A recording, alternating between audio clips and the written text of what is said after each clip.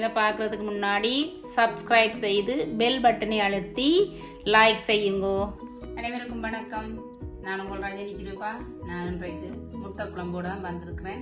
இந்த முட்டை குழம்புக்கு பெருசாக ஒன்றும் நீங்கள் வாங்க தேவையில்லை. இருக்கிற முட்டையை வச்சு செய்யலாம். வாங்குவோம் எப்படி செய்யணும் பார்க்கலாம். வாங்குவோம். இப்போ முட்டை குழம்புக்கு என்னென்ன பொருட்கள் தேவை என்று இதில் 5 முட்டை எடுத்து வச்சிருக்கிறேன்.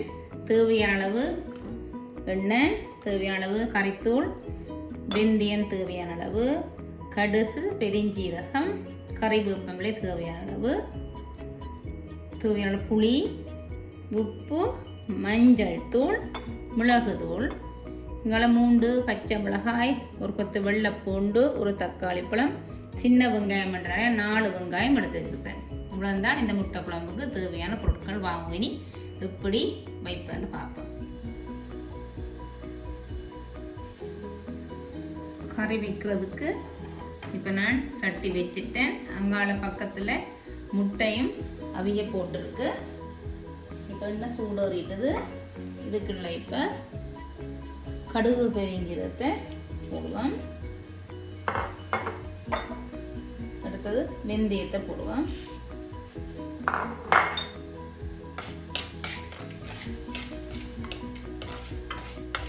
வெந்தயம், கடுகு, பெருஞ்சீரகம் நான் இதுக்குள்ள பச்சை மிளகாய், வெங்காயம்,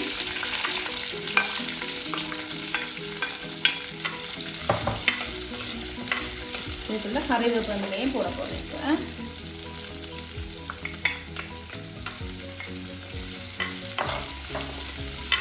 வதங்கட்டும். பார்த்தீங்களா இப்போ வெங்காயம் ஓரளவு வதங்கிட்டுது. இந்த நேரத்தில் தான் நாங்கள் இந்த வெள்ளைப்பூண்டை இதுக்குள்ளே போடணும். வெள்ளைப்பூண்டை போடுறேன்.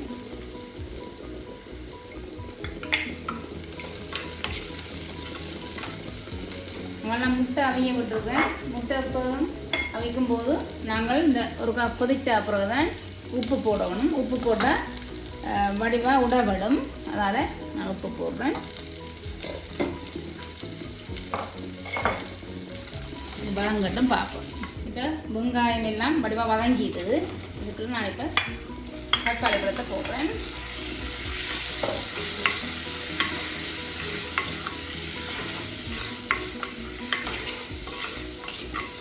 இதுக்கு தேவையான அளவு உப்பையும் போடுவோம்.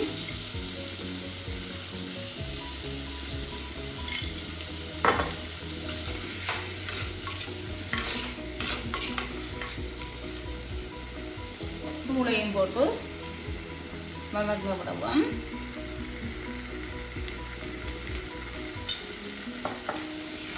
நான் இந்த பிரட்டி போட்டு மூடி விட போறேன். பார்ப்போம். வெள்ளை அடுப்பை குறைச்சி விடணும். தக்காளி பழம் தூளும் போட்டேன். இதுக்குள்ள நான் கொஞ்சம் தண்ணி தான் முதல் விடப்பேன். பிறகுதான் கொஞ்சம் இதோட குழம்புக்கு ஏற்ற மாதிரி தண்ணி விட போறேன்.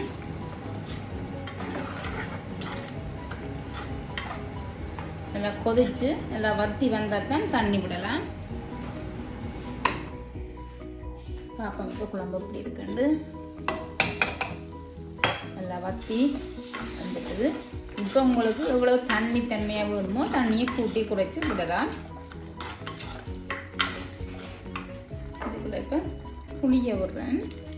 பார்த்து விடுவோம். மிச்சத்தை தேவையான தண்ணியையும் விட போகிறேன்.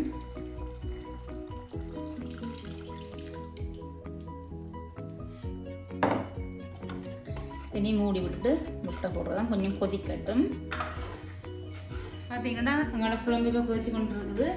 முட்டையை அவிச்சு நான் உடைத்து எடுத்துட்டேன். நான் அந்த கத்தியால் ஒவ்வொரு சின்ன சின்ன கீறு போட்டுருக்குறது. இந்த தான் இதில் போடுற இந்த உப்புகள் புளியெல்லாம் அதுக்குள்ள சேதம். இதுக்குள்ள இந்த மஞ்சள் தூளையும் மிளகு தூளையும் போட்டு அப்படியே ரெட்ட போகிறேன். இதுதான் முட்டையில் இந்த வெடுக்கு தண்ணி கொண்டும் வராது. பிரட்டி வச்சு போட்டு இப்போ அதுக்குள்ளே போட போகிறேன். வாங்குவோம். இப்போ கறியை பார்ப்போம். குழம்பு எல்லாம் கொதிச்சிட்டுது. இதுக்குள்ள நான் வந்து முட்டையை போடுறேன்.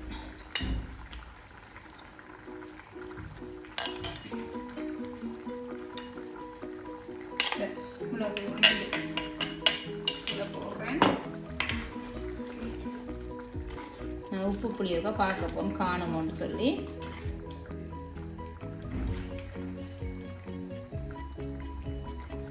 உப்பு புளி எல்லாம் நல்லா கணக்காக இருக்குது. நான் 2-3 நிமிஷத்துக்கு மூடி விட்டுட்டு பண்ணுவோமா. வாங்க பார்ப்போம் இப்போ கறியை. பாருங்க முட்டையெல்லாம் போட்டு நல்ல வடிவா இந்த குழம்பெல்லாம் சேர்ந்துட்டு முட்டையோட நான் இப்போ அடுப்பை பண்ண போகிறேன்.